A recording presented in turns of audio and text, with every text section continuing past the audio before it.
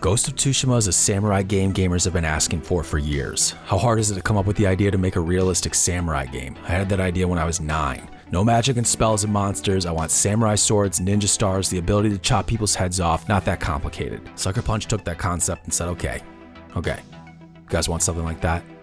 Well, how about this?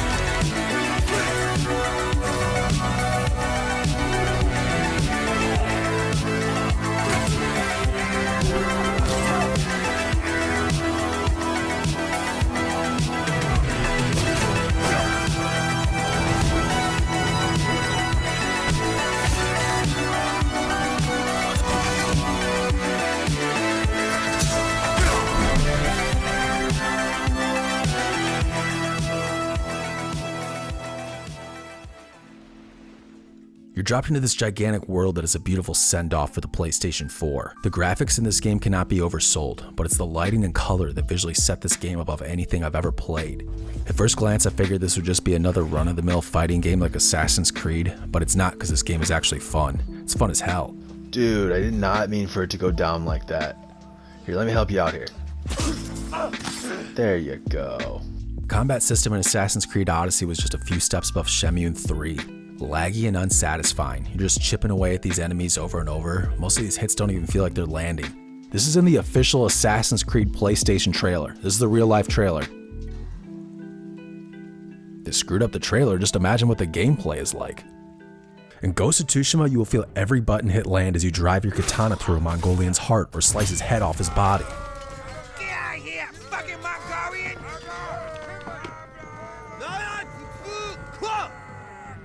Today, I die for my people. Goddamn Mongolians.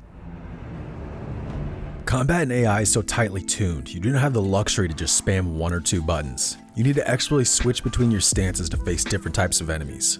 Combat requires actual skill to be good, and when you get really good, the fights become a chess match of moves. You have to predict how many combo attacks are coming your way. If it's more than 2, you'll need to counter one of them. Because unlike some games, you can only dodge so many times before attacks catch up to you. I offered you peace, and you chose war! You're the people that have fucked this country over and gang raped the shit out of it. You have such a tight window to perform a counter move, and if you don't have the skill to counter, you'll be stuck at the first boss fight until you learn the skill. I'm ashamed to admit this, but I got stuck at one part, so I caved and looked up some tips on how to fight the Khan, maybe learn something about his moves and weaknesses. Screen Rant said, switch stances. I know, I've been doing that, but how do I fight him though? Once Jin has depleted the Khan's health bar, the Mongol leader will retreat to his ship. How the fuck does that help me? I can't ask them to risk their lives for one man. We're being murdered. Most of you are going to be dead soon. They're going to kill you and your family. And most of us are already dead. We'll all be getting cancer soon. We'll all be sterile soon. It's over. You're dead already. Within the first 3 hours of gameplay, the combat is already one of the best you'll ever experience. That's only 10% of the actual combat system. All these new techniques and stances are slowly introduced to the game until before you know it, you're pulling off quick throws before jumping off your horse, smoke bombing the enemy so you can time your assassin kills. Everything in this game is about timing, and that's one of my favorite challenges about it. I never feel the monotonous bore of slowly chipping away at an enemy. Every encounter feels like it's won with the skill of a samurai sword. Come on over here. Come on, coward. Coward! I know that I want to punch you in the nose. I'll beat your goddamn ass, you son of a bitch. You're an intellectual dumbass. And I'm coming. You coward. You think you're a tough guy. Get you, coward! We're gonna defeat this anti-human scum! We're gonna wreck their world! Every inch of this game is a painting. Every area of the terrain is an elaborate piece of the puzzle that completes the island of Tsushima. You'll be caught in the middle of a battle, but you keep moving the camera so you can enjoy just how amazing the visuals really are. It's the sunsets in this game. Something about them just hits so different. They're rich, amber-like colors. You can feel how cold and damp or humid and warm an area is just based on how the light is hitting it. You'll be traveling down a dirt path on your way to a story mission and get completely distracted by the beautiful scenery. Riding your horse through a field of red flowers and thunderstorms, you stumble upon an assassin who has been waiting to duel with you. You fight an epic boss level type battle to the death with a sunset backdrop and realize all this happened completely organically. Some games build open worlds just so gaming journalists can publish headlines about how massive the world is. But gamers don't give a shit about how big your world is, they care about how fun it is. One of my favorite missions in this game is one I stumbled on by accident.